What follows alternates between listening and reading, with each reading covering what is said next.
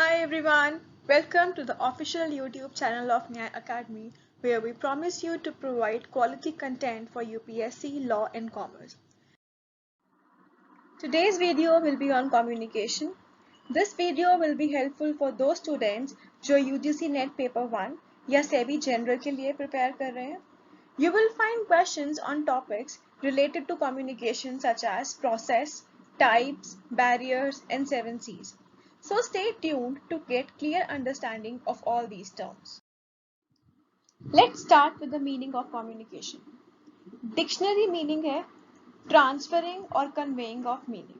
That means information का exchange होना, information का transfer होना by speaking बोलकर, writing लिखकर or using some other medium, for example radio, TV, etc.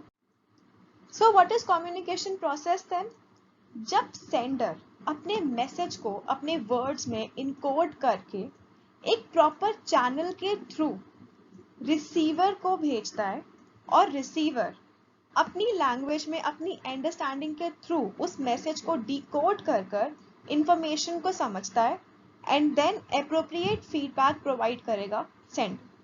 That is the process of communication. Let's start with the process of communication.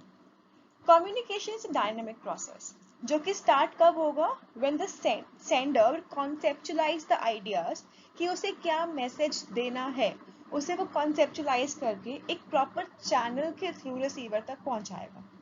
जब receiver तक वो पहुंच जाएगा, रिसीवर उसको अपने अकॉर्डिंग उसको समझकर एक प्रॉपर सिग्नल्स के थ्रू उसे फीडबैक प्रोवाइड करेगा that yes I got the message within a given time frame. So इस प्रोसेस के साथ देयर आर 7 एलिमेंट्स जो कम्युनिकेशन प्रोसेस में है. It starts with sender, encoding, message, channel, receiver, decoding. जब receiver sender के encoded messages को decode कर देता है तब वो सेंडर को फीडबैक प्रोवाइड करता है कि yes I got this message and from that feedback जो सेंडर है वो समझ जाएगा कि रिसीवर को जो मैंने कहा है वही समझ में आया है या कुछ और समझ में आया है. So therefore it's a continuous process. अगर समझ में नहीं आया then he will again encode the message through a proper channel. He will send the message to the receiver and then receiver again decode that message and after that decoding he will provide the feedback. Another very important element is noise, which is beyond these 7 elements of communication process. क्योंकि noise is not a part of communication process, but it affects communication process. मतलब through noise जो sender और receiver के बीच में अगर कोई communication है तो वो effectively नहीं हो सकता because there is an element of noise in the process. So let's understand every elements of process one by one. First is sender. Sender is a communicator. He is the person जिसको conversation को start करना है. Now he has to start the conversation. He has an idea in his mind. Now he has to conceptualize the idea so that वो receiver तक वो अपना message पहुंचा सके. अब idea को conceptualize करने के लिए sender has to encode the message. Encode मतलब that he has to use some words or action जैसे कि कोई symbol, sign, body gesture जिससे जो उसका information है, जो उसका idea है वो message में convert हो सके. अब उस idea को message में convert करने के लिए या तो उसे कोई words चाहिए या कोई action चाहिए. तो this gets affected by sender's knowledge, skills, perception, background और competencies. Now when encoding is finished, sender के पास एक मैसेज आ जाएगा जो उसको मैसेज देना है. अब ये मैसेज रिटन भी हो सकता है, ओरल भी हो सकता है, सिंबॉलिक या कोई बॉडी जेस्चर हो सकता है जो कि रिसीवर के रिस्पॉन्स को ट्रिगर करेगा. नाउ जो ये मैसेज है ये एक प्रॉपर मीडियम के थ्रू रिसीवर तक पहुंचाया जाएगा but it must be selected very carefully. मतलब जो रेसिपिएंट के लिए इफेक्टिव मीडियम होगा सेंडर को वही चूज करना चाहिए. बट जो ये मीडियम की चॉइस है it depends upon interpersonal relationship between sender and receiver और urgency of the message send, कितना जरूरी है मैसेज को भेजना. So the mediums are oral, virtual, written, sound, gesture etcetera. Now who is the receiver, जिस person को target किया गया है कि इस तक मैसेज पहुंचाना है. ठीक है.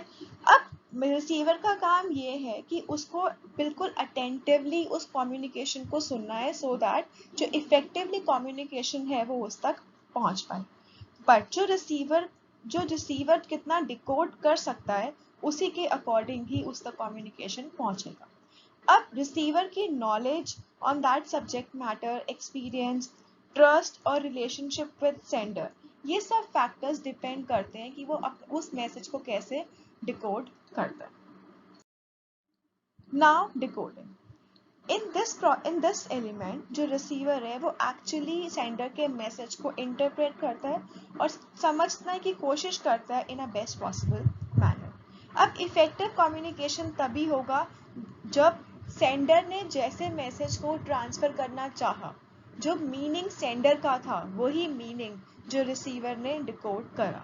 मतलब the message encoded by the sender is equal to the message decoded by the receiver. Only then communication effective है, नहीं तो effective नहीं है. अब ये कैसे पता चलेगा? Through the feedback. जैसे ही रिसीवर मैसेज डिकोड करेगा, that is the final step कि he has to provide the feedback. अब फीडबैक के थ्रू जो सेंडर है he will get to know कि जो भी उसने मैसेज रिसीवर को दिया है उसके पास वही पहुंचा है, जो भी इंटेंडेड मीनिंग है मैसेज का वो कन्वे हुआ है या फिर नहीं. And the element which affects all the element of communication process is noise. जो noise है, this is the barrier in the communication because there are chances कि जो भी message sender ने भेजा है वो recipient को ना मिले, या फिर अगर recipient को मिल गया है वो intended meaning recipient ने नहीं समझा जो sender देना चाहता था. So therefore there are 7 elements, but the 8th element is a noise which actually is not a part of process but a barrier in a communication. Next is context of communication. अब communication को start करने से पहले sender को 4 types of context को समझ जाना चाहिए कि communication कहाँ पे हो रहा है, किस टाइम पे हो रहा है, रिसीवर और सेंडर के बीच में क्या रिलेशनशिप है. So therefore there are 2 types of context. First is physical context. Physical context मतलब a tangible environment, a physical area जहाँ पे communication होने जा रहा है. तो सेंडर should be aware कि this is the area. अब communication office में या फिर communication office party में these communication will be different. ऐसे ही कम्युनिकेशन एक मंदिर में और जो कम्युनिकेशन जो किटी पार्टी में होगा वो दोनों डिफरेंट होगा. Second is psychological context. The feeling of the audience और टाइम जो चल रहा है कम्युनिकेशन उसी के अकॉर्डिंग ही इंटरप्रेट किया जाएगा. इन्वायरमेंट ये भी हो सकता है कि वो कैटेगराइज हम कर सकें फॉर्मेलिटी और इनफॉर्मेलिटी के थ्रू, फ्रेंडलीनेस और अनफ्रेंडलीनेस के through. Let's suppose there is a meeting going on, office meeting going on, and there is someone who is singing a song. That is odd. Or there is an informal group going for the party, but जहाँ पे बहुत formal बात हो जाए, तो that is odd. Psychological context मतलब कि एक audience की उस time पे क्या feeling है, what is the environment going over there, सुख है, दुख है, क्या है, so that is the psychological context. Third is social context. Social context मतलब what is the relationship between the sender and the receiver. अगर रिलेशनशिप भी एक बॉस और सबऑर्डिनेट का ही है तो चाहे वो ऑफिस की मीटिंग हो चाहे वो बाहर पार्टी हो वो रिलेशनशिप सेम रहेगा और जो कम्युनिकेशन का जो गैप है वो रहेगा ही. लास्ट इज टेम्पोरल कॉन्टेक्स्ट और context within the context. मतलब context in the factor which is affecting conversation itself. मतलब कोई एक वर्ड किस टाइम पे बोलना है, the time factor is included. जैसे अगर मॉर्निंग है, हम जनरली मॉर्निंग में रिलीजियस या फिर स्पिरिचुअल बातें करते हैं और बाकी सारा दिन हम अपने करियर या पर्सनल लाइफ के बारे में डिस्कस करते हैं. तो टेम्पोरल कॉन्टेक्स्ट मतलब कि किस टाइम पे क्या चीज बोलनी है, अ sender should know. Now let's discuss types of communication. Communication is classified on four bases. First, relationship element. Second, channels. Third, purpose or style. Fourth, directions. Let's start with first classification, that is classification on the basis of relationship element. Now under this, there are four classification: intrapersonal, interpersonal, mass media or group. Let's discuss these one by one. Let's start with intrapersonal communication. This means talking to self, अपने आप से बात करना, अपनी सुनना और अपने आप को किसी और से रिलेट करना. This means communication within an individual. इसमें मेडिटेशन इंक्लूड होगा, individual reflection, even praying to God, ये सब इंक्लूड होता है इंट्रापर्सनल में. For example, we talk to our self, oh my God, oh no, wow, thank God. These are the examples of intrapersonal communication when we talk to ourselves, when we relate ourselves to another, when we listen to ourselves. Second is interpersonal communication. This communication is dyadic communication, that is a two-way communication. The sender will first send the message to receiver and then receiver will provide the feedback to sender. ये universal form है जहाँ पे face to face communication होगा between two people. Now this communication can be formal, जैसे कि office meeting और conferences, या फिर informal like private discussion with friends और family. This can be verbal, it can be through words, और non verbal, that means gestures. अब ये कहीं पे भी हो सकता है in the form of words, sounds, facial expression, gestures and postures. इसका बेनिफिट यही है कि इमीडिएट फीडबैक मिल जाता है, because there are two people involved. One will send the message and other will provide the immediate feedback, so that sender को पता चल जाता है कि रिसीवर को जो मैसेज पहुंचा है वो सही पहुंचा है या फिर नहीं. Mass media communication. This is also known as mediated communication. That means जिसमें मैकेनिकल डिवाइसेस यूज होती हैं so that जो एक मैसेज है वो मल्टीप्लाई होकर बहुत सारे लोगों तक पहुंच जाए. Channels of mass communication are mass media, जैसे कि radio, TV, newspapers, magazines and films. Now this type of communication sets link between the government and people, और ये channels as a watchdog government के लिए work करते हैं. Now this has become the agency of socialisation as well, because in this time the terms are Facebook, Instagram, Twitter, which is the agency of the socialization. Next is group communication. Group is basically a number of people जिनके common goal है. अब because of that common goal, they interact with each other so that the goal is achieved. अब group में एक दूसरे की ही existence एक part of group बन जाती है. अब ये group कैसे बनते हैं? Educational background, profession, economic status, religious, यही लोगों को एक दूसरे से distinguish करते हैं, और जिनका goal एक जैसा है, जिनका educational background एक जैसा है, वो एक ग्रुप को फॉर्म करते हैं at the same time. So participation and sharing of information is central in this type of communication. ये इफेक्टिव इसीलिए है बिकॉज इसमें हर मेंबर को अपॉर्चुनिटी मिलती है so that they can directly interact with their group members. Group communication के through ही लोगों के बीच एटीट्यूड्स और बिलीव्स में चेंजेस आते हैं. जैसा ही ग्रुप होगा, they try to adopt their behaviour accordingly. Groups can be classified as primary groups. These groups are like family, kinship, play groups, labor groups.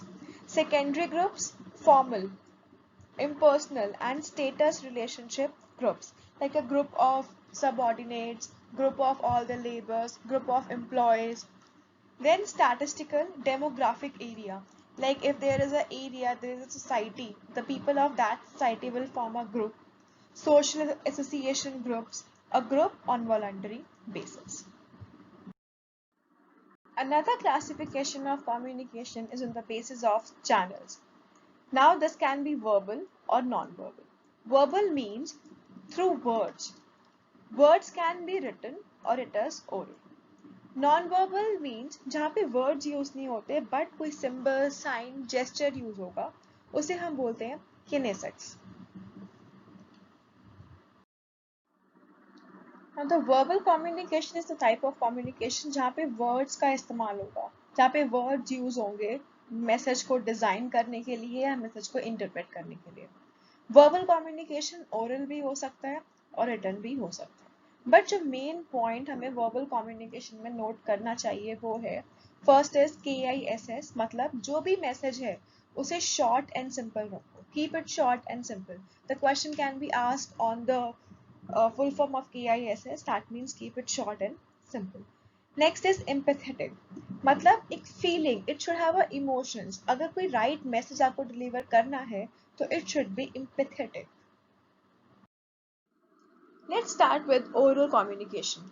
Oral communication means face-to-face conversation, speech, telephonic conversation, video, radio voice, internet. Now, oral communication को कौन-कौन से factors affect करता है? First is pitch and volume. Questions can be asked on this. The meaning of pitch and volume. Pitch मतलब frequency of sound base and volume मतलब degree of loudness or intensity. Frequency of sound base मतलब Highness and लोनेस of sound. अगर excitement है तो वो हम कैसे indicate करेंगे?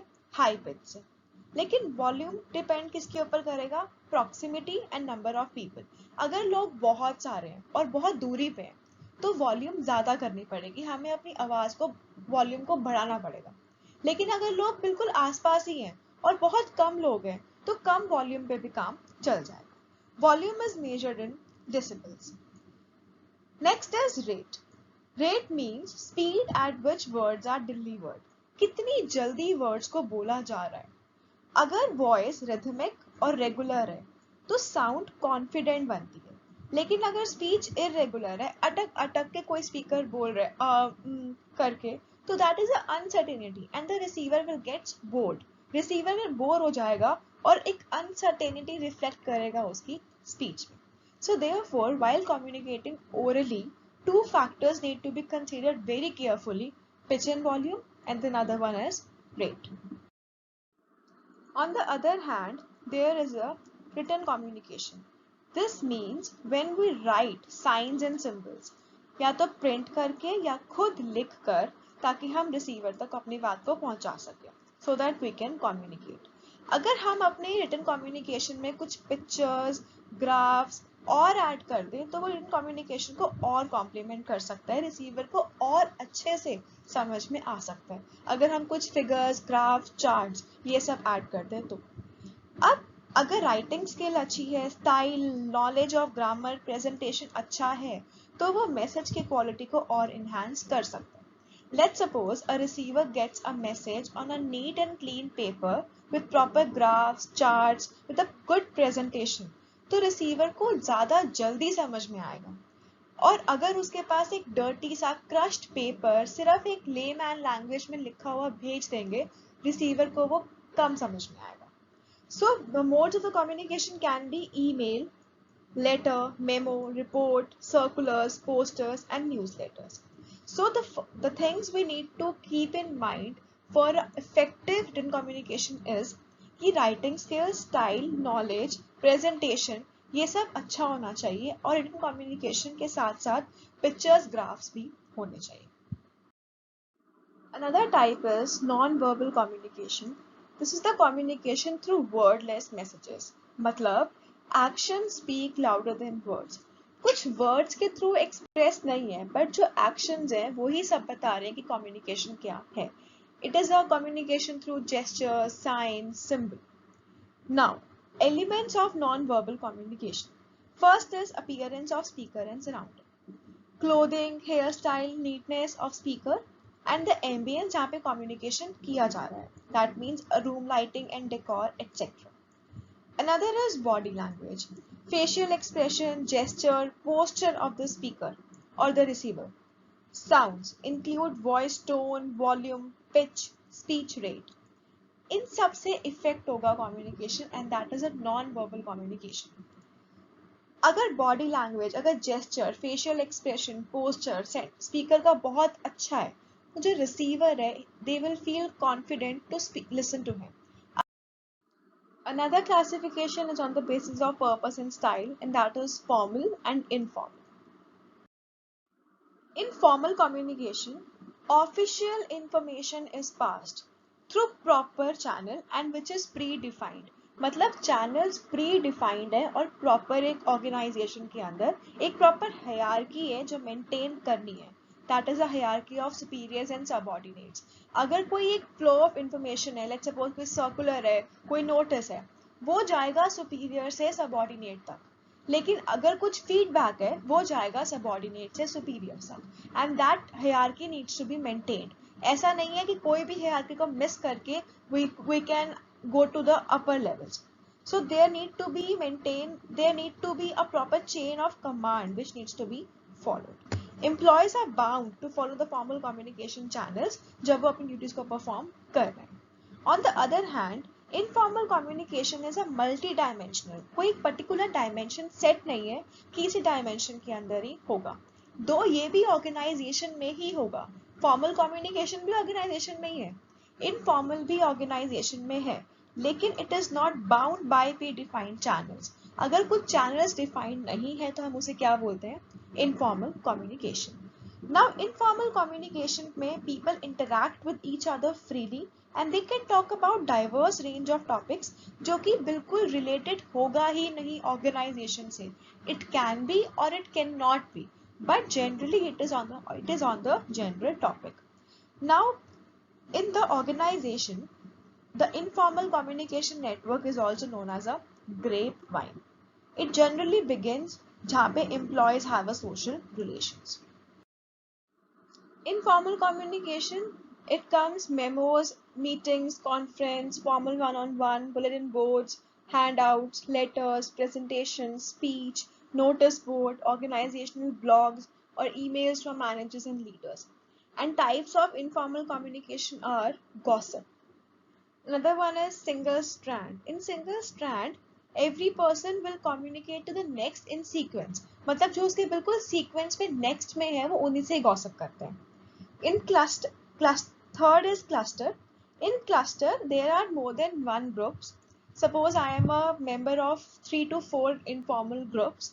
So I will collect information from group 1 and then I will communicate to group 2 and then someone from group 2 will tell to group 3 and then someone from group 3 will tell to group 4. This is the cluster. कि मतलब या तो वो अपने पास भी information रख सकते हैं या दूसरे ग्रुप्स तक भी पहुंचा सकते हैं. प्रोबेबिलिटी चेन, इसके अंदर कुछ भी डिफाइंड नहीं है कि कोई कभी भी किसी से भी बात कर सकता है, किसी भी बारे में कोई भी इंफॉर्मेशन किसी से भी शेयर करी जा सकती है. Another classification is on the basis of direction, that is vertical, lateral and diagonal. Let's start with vertical communication. This communication is between superiors and subordinate, मतलब boss and employees. Now vertical communication downward भी हो सकता है और upward भी हो सकता है. Downward means there is a proper hierarchy. ठीक है, hierarchy के सबसे top पे होगा superior and सबसे low पे होते हैं subordinates. तो downward means जब information flow करेगा from superior to subordinate. It follows the line of authority from top to bottom of the organization. Now why it is needed? It is needed to get the things done. Now superior will tell to subordinate कि आपको ये काम करना है. To prepare for the changes. Superior will motivate their employees कि आपको ये changes हैं, ये आपको adopt करने हैं and you have to be prepared for that. To discourage lack of understanding and suspicion. अगर communication directly superior के through ही आता है तो there is a no misunderstanding on the thing, on the information कि क्या करना है क्या नहीं करना है. To let the members of the organization develop feeling of pride of being well informed about all the organizational matters. If the superiors will contact to subordinates in a proper hierarchy, so there is a proper channel जिसकी वजह से जो employees हैं they are well informed. Yes, this is the channel which needs to be followed. For example, notice, orders, policy directives, instructions are issued by the superior to their subordinates. Now when the communication flows from lower level to the higher level, मतलब जब subordinate से superior तक पहुंचेगा, जैसे कि पहले worker ने foreman तक अपने कम्युनिकेशन पहुंचाया, देन फोरमैन ने वर्कर्स का कम्युनिकेशन मैनेजर तक पहुंचाया, then from manager to general manager, and then general manager will transfer that communication to chief executive या फिर बोर्ड ऑफ डायरेक्टर्स। अब इसमें क्या क्या इंक्लूड हो सकता है? Opinions, ideas, suggestion, complaints, grievances, appeals and reports. अब ये जरूरी क्यों है ऑर्गेनाइजेशन के अंदर? To create a sense of belongingness through active participation, to evaluate the effectiveness of communication, to increase morale of employees, to make improvements in managerial decision, to coordinate efforts, and to know ideas of each individual in the organization. अगर superiors अपने subordinates को allow कर रहे हैं communicate करने के लिए, अपना फीडबैक, अपना आइडियाज देने के लिए, तो they get encouraged, they feel participative in their organization. Therefore, upward communication is important. Another one is horizontal or lateral communication. Now, this communication is between the people on the same level of hierarchy. अब दो departments हैं, department A, department B. जब department A का manager department B के manager से बात करेगा, that is the horizontal communication.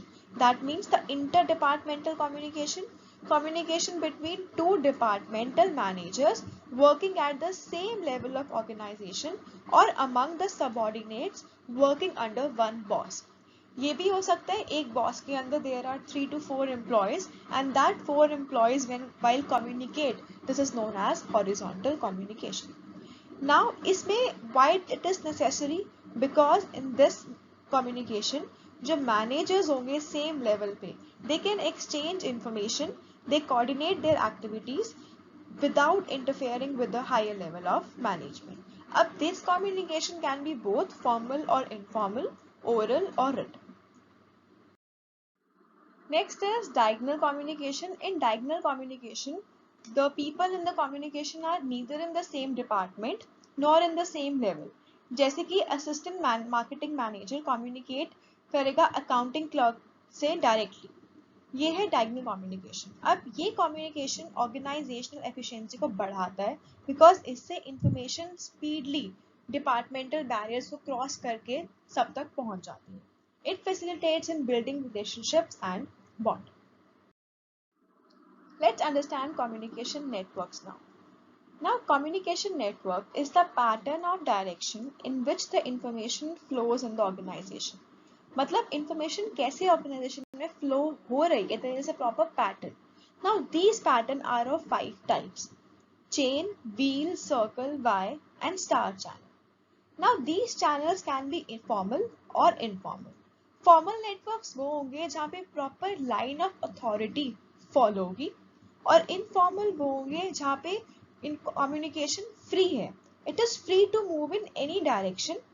In informal network, they skip authority levels and therefore जो group members की social needs है, that is accomplished. First network is chain network. इस network में communication या तो up जाएगा या फिर down through the hierarchy. मतलब every person will communicate directly above या फिर below in terms of reporting relationship. Suppose if the person is this, either he will communicate to him or to him. मतलब इसके लिए या तो ये downward जा सकता है या फिर ये अपवर्ड जा सकता है. This network rigidly follows the formal chain of command. In this there is a downward communication, in this there is a upward communication. Next network is Y network. In Y network the flow of communication resembles upside down Y. अब इस network के अंदर there is a hierarchy which widen the number of the employees reporting to the supervisor. मतलब this person will report to only one supervisor, but this supervisor will report to two supervisors above him. And जैसे अगर downward communication होगा तो two supervisors एक ही अपने subordinate communicate करेंगे and then he will communicate to him. Third one is wheel network. In this, information flows to and from a single person. Employees in this group communicate primarily with the person rather than with each other. Like these 4 person will communicate to him. there is a communication to or from a single person in a center. All the communication is centralized, therefore it is a wheel network. The wheel network relies on a leader to act as a sender for the entire group's communication. The group will not communicate among themselves. ये लोग आपस में बात नहीं करेंगे. ये सिर्फ किससे बात करेंगे? सिर्फ जो सेंट्रल जो उनमें जिनका लीडर है, सिर्फ उन्हीं से ही बात होगी. मतलब the communication will be to and from a leader who is at the center. Next is circle network. In circle network, the employees will communicate only with the adjoining members of the organization. Matlab, if I talk about this person, he will communicate with him or him. There is no communication between these two. There will be a communication only with the adjoining members. In this, worker can communicate with their immediate neighbor but not with others in the group. And the last one is all channel networks. In this, communication flows upward, downward, laterally among all the members of the group. See, in this there is an adjacent, there is upward and downward. He can, if I talk about this person will talk to him, he will talk to him, he will talk to him, he will talk to him. So this is the all channel network, which is best if you are concerned with high member satisfaction. Now let's discuss communication barriers. These are the barriers which hampers the communication effectiveness. First is organizational barriers, physical barriers, psychological barriers, linguistic and cultural barriers, mechanical barriers, and other barriers at workplace. Let's discuss these barriers one by one. Let's start with organizational barriers. These are also known as structural barriers because organizations are structured and they are formed with a proper hierarchy. Organizations are created with a predetermined objectives, and to achieve these objectives day-to-day activities regulated रहती हैं, proper rules regulations बनते हैं. इन सब से जो free flow of communication है organization के अंदर वो इफेक्ट होता है. अब सुपीरियर सबऑर्डिनेट के जो रिलेशनशिप्स हैं वो फॉर्मल होंगे, तो इससे क्या होगा, जो मैनेजर्स हैं वो ये बिलीव करेंगे कि सबऑर्डिनेट से डिस्टेंस मेंटेन करो, बिकॉज अगर फ्री फ्लो हुआ तो this can hamper the objective of the organisation. जो कम्युनिकेशन का जो एक सबसे इम्पॉर्टेंट एसेंस है टू वे कम्युनिकेशन, वो हैम्पर हो जाता है. तो ऑर्गेनाइजेशनल बैरियर्स किस तरह के होते हैं, चलिए देखते हैं. First is hierarchy. जब प्रॉपर हियरार्की लेवल डिजाइन हो जाता है ऑर्गेनाइजेशन में, तो जो कम्युनिकेशन है वो कहीं ना कहीं डिले हो जाएगी, because every subordinate has to follow a line of communication. अगर अपवर्ड कम्युनिकेशन है तो subordinates have to tell to their superiors and then that superiors will tell to the upper level management. So in that way the communication gets delayed, और इतने levels में जाने के बाद हो सकता है कम्युनिकेशन डिस्टॉर्ट भी हो जाए, जो एक्चुअल मीनिंग है कम्युनिकेशन का वो ही खत्म हो जाए. So hierarchy is the major barrier of the organization. Second is status relationship. Superior subordinate relationship से एक status create हो जाता है formal organization structure के अंदर, जो कि communication को block करता है. अब superiors ये believe करते हैं because of the status recognition कि objective achieve करने में problem ना हो, subordinates lazy ना हो जाए, तो इसलिए they maintain a distance between them. Next is functional specialization. Organisation की जो फ्रेगमेंटेशन है वो स्पेशलाइजेशन के ऊपर बेस्ड है, मतलब हर एक के डिपार्टमेंट्स बने हुए हैं. अब डिपार्टमेंटल ग्रुप्स हैं तो जो आपस में जो कम्युनिकेशन है वो हैम्पर होगा. तो therefore this functional specialisation, departmentalisation of organisation effects the free flow of the communication. Another one is organizational policy, rules and regulations, because of which they have to follow these rules. So therefore it goes against with the effective communication, because there is no free flow of the communication. There is no free feedback. There is no free flow of the feedback, free flow of two-way communication. And the last one is organizational facilities. There should be a facilities in the organization for meetings, conferences, complaint boxes, suggestion boxes. अगर ये सब नहीं है तो organizational barrier रहता है. Another type of barrier is physical barriers. These barriers are basically the geographic distance between sender and receiver. जितनी ज़्यादा दूरी सेंडर और रिसीवर के बीच में होगी उतने ज़्यादा चांसेस हैं कि बैरियर्स आ जाएं। कम्युनिकेशन ईजी होगा अगर डिस्टेंस शॉर्टर होगा सेंडर और रिसीवर के बीच में, क्योंकि टेक्नोलॉजी इतनी यूज़ नहीं होगी तो communication can be face to face. और जितने हम दूर होते हैं उतने ही हमें टेक्नोलॉजी का यूज़ करना पड़ता है और उतना ही टेक्नोलॉजी के ऊपर हम रिलाय हो जाते हैं, जिसकी वजह से अगर थोड़ा सा भी टेक्नोलॉजी बैरियर आता है तो कम्युनिकेशन आपकी इनइफेक्टिव बन जाती है। So the best type is face to face. तो क्या क्या फिजिकल बैरियर्स आ सकते हैं? फर्स्ट इज कंपेटिंग स्टिमुलस, जैसे कि ट्रैफिक है बैकग्राउंड में या फिर कोई और कन्वर्सेशन चल रही है आसपास, तो इससे क्या होगा, अगर हम कहीं फोन पे बात कर रहे हैं तो वो हैम्पर करेगा। Second is environmental stress, temperature high है, पुअर वेंटिलेशन है, like this. Third is subjective stress, sleeplessness, ill health, effects of drugs, moods variation, and so on. Receivers unfamiliarity with medium.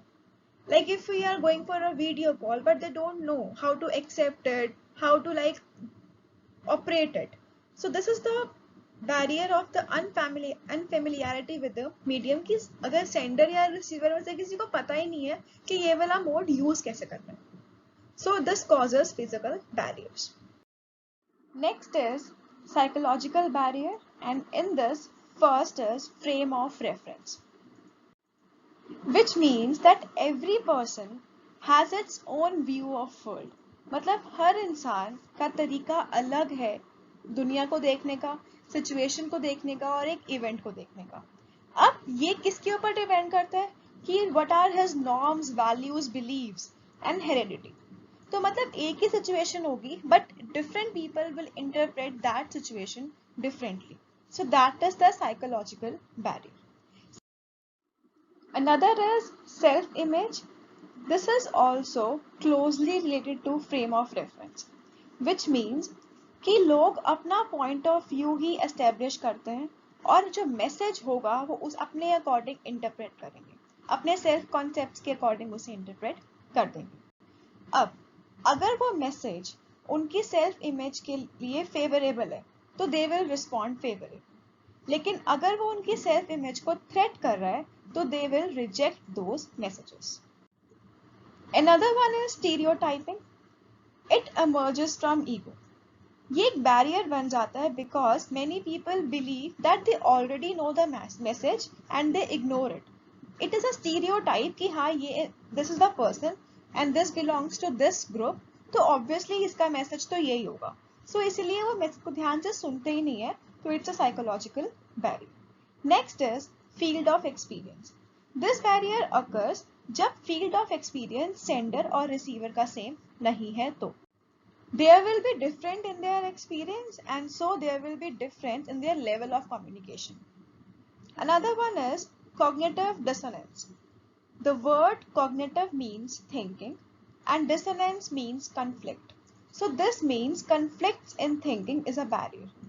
अब for example, smoker को पता है कि smoking के side effects हैं, लेकिन फिर भी वो favorably react नहीं करता उसके लिए because he is habitual to it. Because there is a clash in this thinking. उनकी thinking में conflict है. They want to, they know the side effects, but they cannot do it. They cannot stop smoking.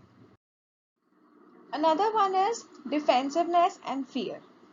Now when the person desire to justify his or her point of view, तो ये barrier occur करेगा because this will result in narrow thinking, जो कि communication को distort कर सकता है। मतलब वो सिर्फ वही communication select करेगा जो कि उसकी favorable है, rest he will ignore it and he will try to like forget it. Another one is selective perception. This is a barrier of I know it syndrome. It is assumed, people assume that वो सब कुछ जानते हैं और सिर्फ उतना जो उनकी चीजें फेवरेबल है सिर्फ वो उसी को ही देखना चाहते हैं कम्युनिकेशन के पार्ट में, और जितने भी ऑपोजिंग व्यू पॉइंट्स होंगे वो उसे इग्नोर करेंगे। And the last one is filtering. This is the barrier on the part of the sender. जब सेंडर इंफॉर्मेशन को ऐसे मैनिपुलेट करेगा कि रिसीवर के लिए वो फेवरेबल हो जाए.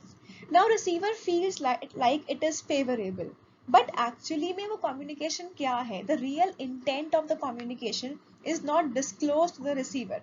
सेंडर ने सिर्फ मैनिपुलेट इस वे में करा है कि रिसीवर उसे सुने, बट किस तरीके से उसे सुनना चाहिए वो रियल इंटेंट रिसीवर तक वो नहीं पहुंचता.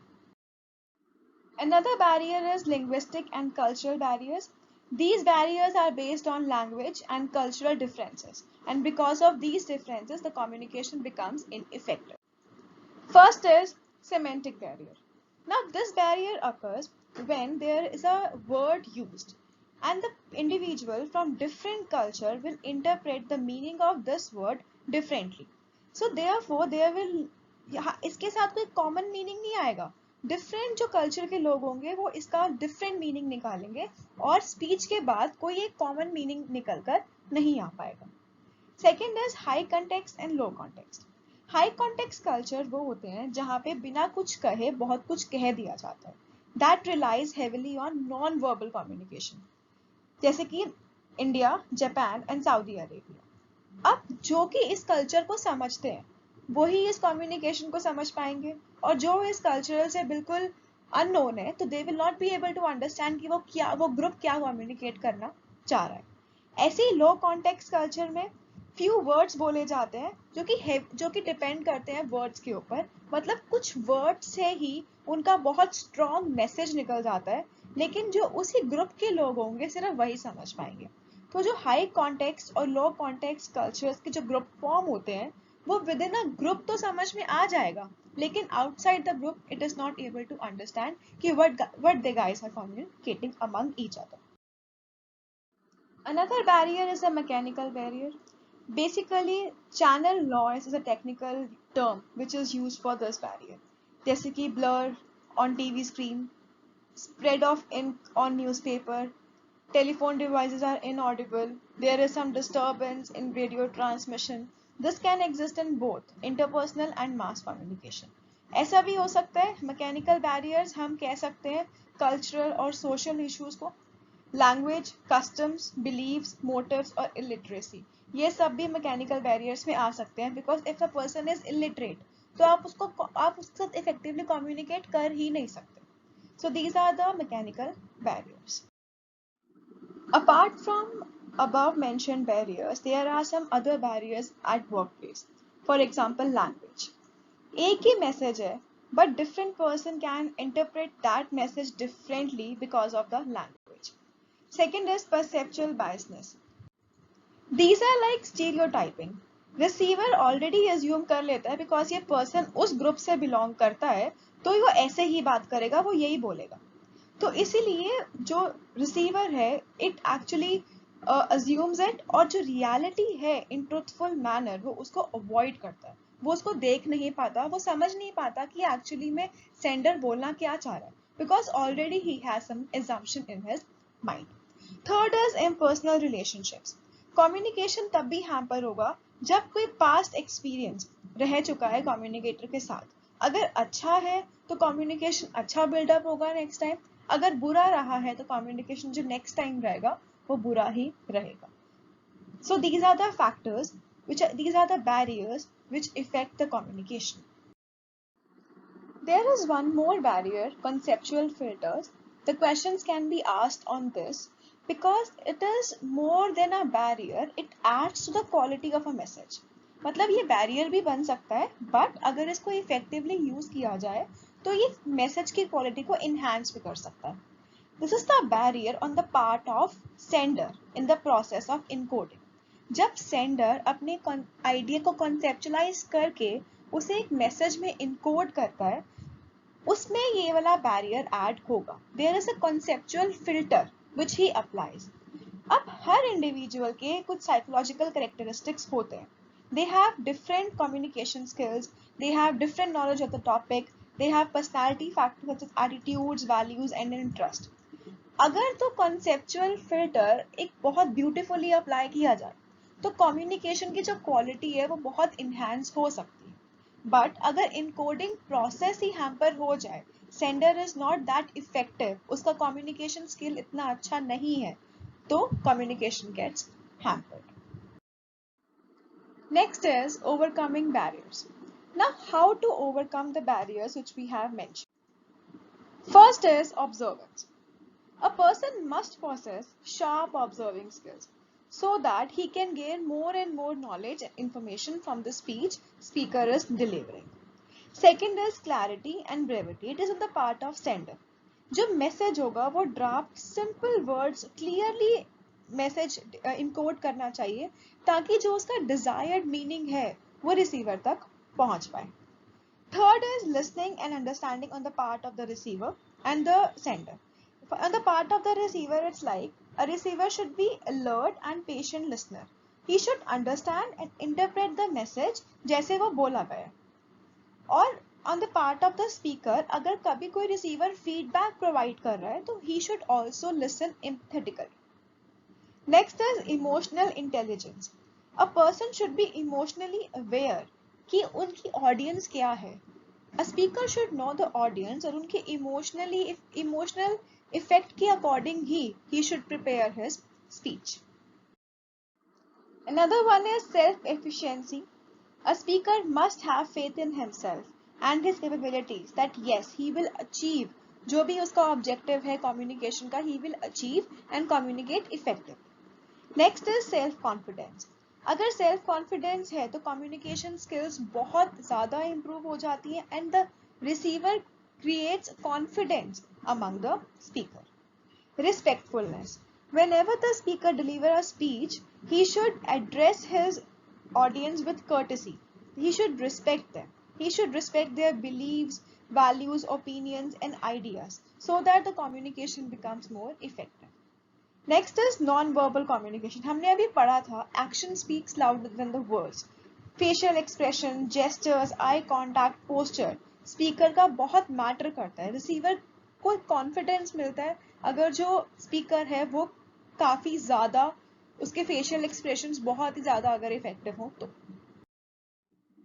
Next is selection of the right medium.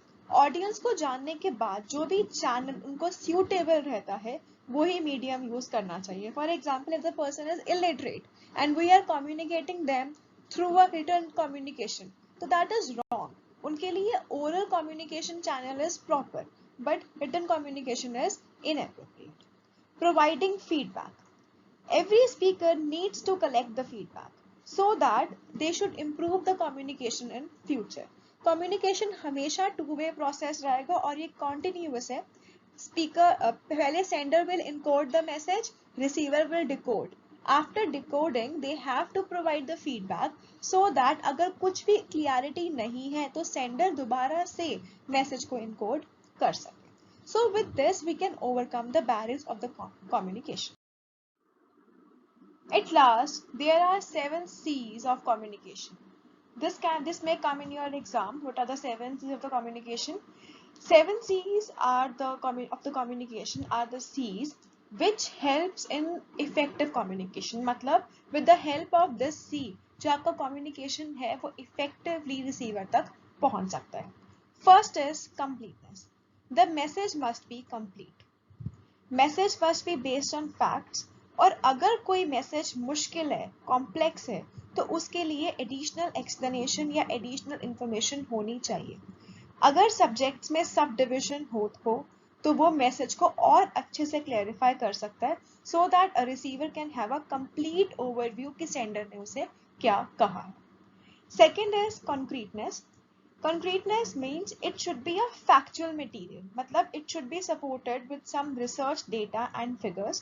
It can be interpreted univocally. मतलब receiver को अपने आप ही समझ में आ जाए. कुछ भी imagination के लिए नहीं रहना चाहिए. There should be courtesy in your communication. That means it is important if you approach the audience in the friendly and the courteous manner. अपनी audience को एक courteous manner में address करना. अगर आप respect show करते हो अपने receiver को, it brings effective communication. ऐसे अगर हम किसी को address करते हैं email के through, we will write dear ma'am, dear sir. मतलब अगर हम एक बहुत large level पे किसी को address करना है तो we will say they. मतलब जरूरी नहीं है कि हर एक के लिए फॉर्मल एड्रेस ही जरूरी है. It depends upon the receiver, it depends upon the audience कि कैसे कर्टसी हमें उन्हें प्रोवाइड करनी चाहिए. But there should be a courtesy. Fourth C is correctness. It says the language should be correctly used. अगर business communication written form में है तो grammatical errors avoid करने चाहिए. करेक्ट यूज ऑफ लैंग्वेज जो है वो ट्रस्ट बढ़ाता है रिसीवर के अमंग और जो रिसीवर है वो सेंडर की कम्युनिकेशन को सीरियसली लेता है. Fifth is clarity. Language should be clear और plain. It should be characterised by the short sentences. Fuzzy language avoid करना चाहिए. अगर लैंग्वेज टू द पॉइंट होती है तो receiver will get the clear picture of the content of the message. अगर briefly explained है तो रिसीवर को काफी इफेक्टिवली समझ में आएगा कि what the sender is trying to say. Next is consideration. Before communicating, a sender should know the audience. Communicating with the target group. अगर आपको अच्छे से इफेक्टिवली कम्युनिकेट करना है तो इट इज इम्पॉर्टेंट कि आप टारगेट ग्रुप को रिलेट कर सको. अगर आप ऐसा कुछ स्पीच दे रहे हो जो टारगेट ग्रुप से रिलेटेड ही नहीं है तो that is of no use. तो मैसेज तभी इफेक्टिवली पहुंचेगा अगर उनका इंटरेस्ट है उसके अंदर. तो so there should be factors like professional knowledge, level of education, age and interest that play a major role कि आपका टारगेट ग्रुप क्या है और उसी की अकॉर्डिंग ही आपको कम्युनिकेशन को बिल्ड अप करना चाहिए. Next is conciseness. Message should be clear and consistent. मतलब starting line should be supported with the conclusion. मतलब इतना इनकंसिस्टेंटली कम्युनिकेटर को नहीं बोलना चाहिए कि अल्टीमेटली ऑडियंस को समझ ही ना आए कि what the speaker wants to say. So it should be concise. I hope ये टॉपिक आपको समझ आ गया होगा. If you like this video and like to watch similar videos then like and subscribe YouTube channel of Nyay Academy. Thank you. Have a nice day.